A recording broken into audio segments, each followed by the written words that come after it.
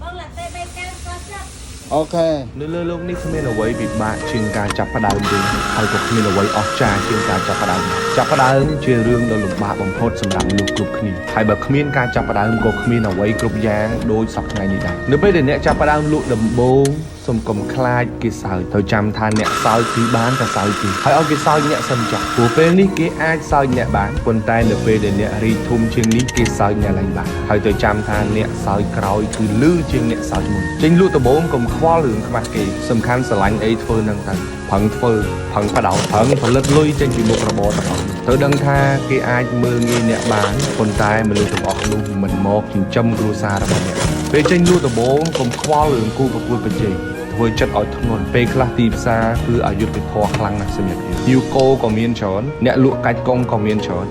តែត្រូវធ្វើខ្លួនឲ្យមានតម្លៃបំផុតសម្រាប់ភ្ញៀវរបស់អ្នកត្រូវចាំថាដើមឈើមួយដើមដែលចាក់ឫសបានជ្រៅមិន